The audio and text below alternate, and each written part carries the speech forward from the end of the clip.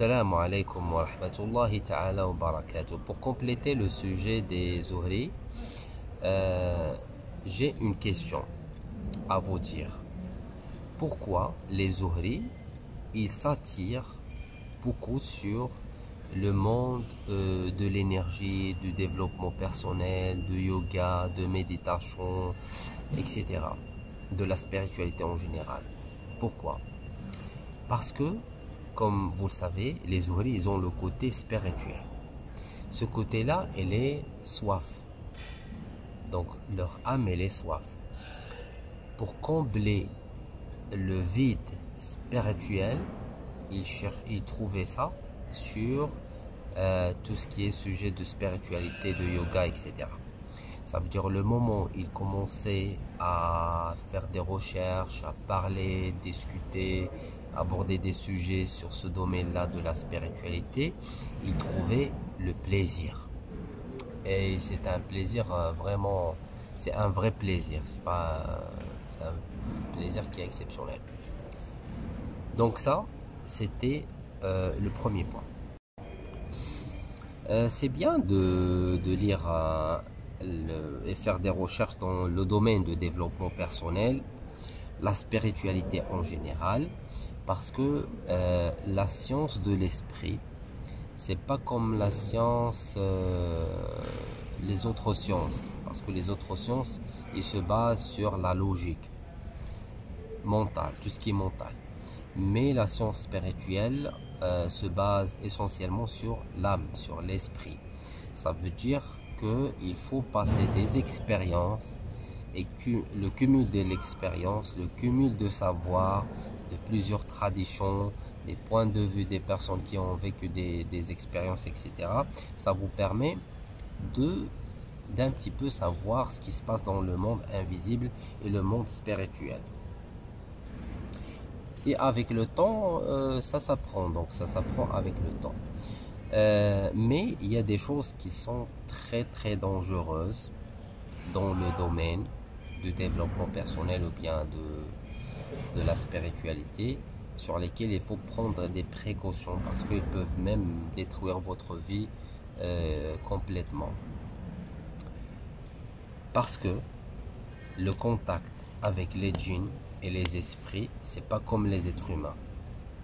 D'accord? Si vous avez un conflit avec un être humain, tu peux contacter la police. D'accord? Aller au tribunal, etc. Porter plainte. Mais si vous avez un conflit avec un djinn roi amoureux, sorcellerie, ou bien sorcière, djinn sorcière, qui vous suit, qui vous crée de la sorcellerie, et vous l'avez touché, vous l'avez fait mal, vous avez un conflit avec ce monde-là des djinns. Comment vous allez faire pour régler l'affaire? Donc ça va être compliqué. Et même on ne peut pas traiter ces cas-là avec la ruqya parce que parfois il y a certains cas qu'on ne les traite pas avec la ruqya. On doit négocier pour voir ce qu'on peut s'arranger avec le djinn. Il y a une personne qui m'a contacté, il a un cabinet de la thérapie, psychothérapie, magnétiseur, psychologie, psychothérapie, etc. La liste. Il passait dans la télé aussi, il faisait des séminaires et tout, mais il est victime d'une possession de djinn amoureux. Il a capté ce djinn-là suite à une séance de thérapie qu'il a fait avec un patient, mais il a trouvé des problèmes pour se débarrasser de ce djinn-là. Le djinn-là, il a trouvé des failles, une ancienne sorcellerie, je pense. Je ne sais pas qu'est-ce qu'il a fait pour qu'il arrive à accéder dans le corps et la posséder. Il lui a créé des problèmes avec son mari, problèmes familiaux, etc. À la fin, il a eu le divorce et tout. Il a passé voir des guérisseurs brésiliens, des chrétiens, d'autres traditions, mais il n'a pas pu trouver une solution pour se débarrasser de ce djinn-là. Et ils leur disent, il faut voir les musulmans parce que sont compétents dans le domaine de la spiritualité et c'est eux qui peuvent vous aider à se débarrasser de ce djinn-là. Et à ce moment-là, il fait des recherches, etc. Il m'a contacté. Il commence à me raconter ce qui s'est passé avec. Mais pourquoi je vous dis ça?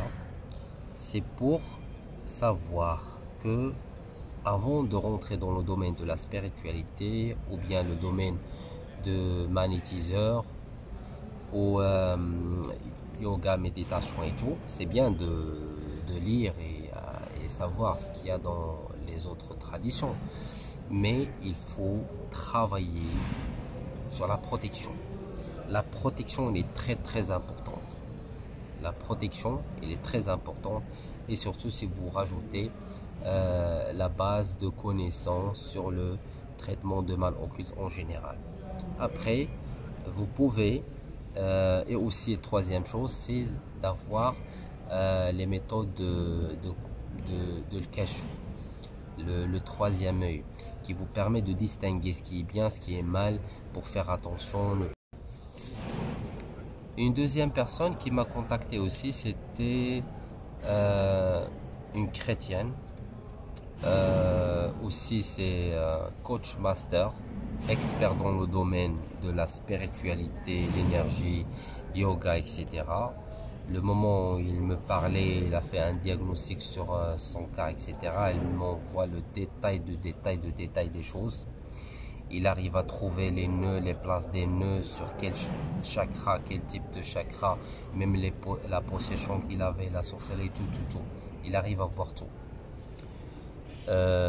Mais le souci qu'il avait, c'est que il a trouvé à travers les ruqya qu'on a sur la chaîne, alhamdoulilah, il arrive à détecter les sorcelleries cachées.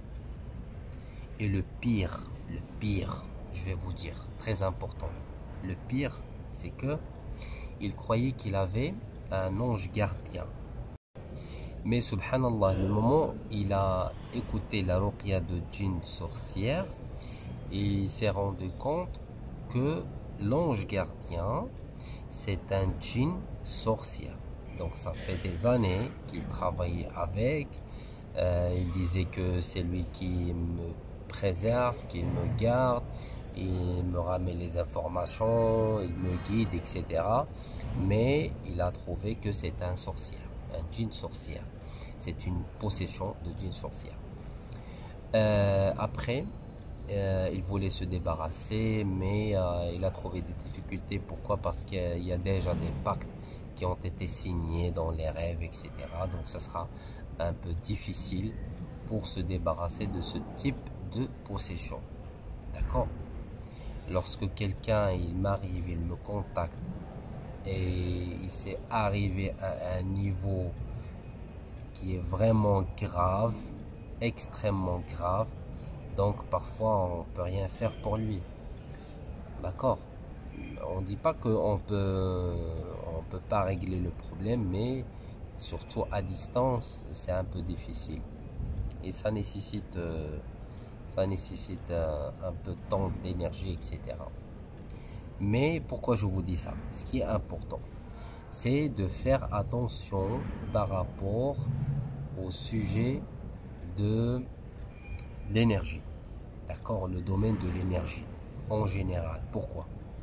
Parce que le domaine de l'énergie, il n'est pas protégé. Il n'est pas protégé.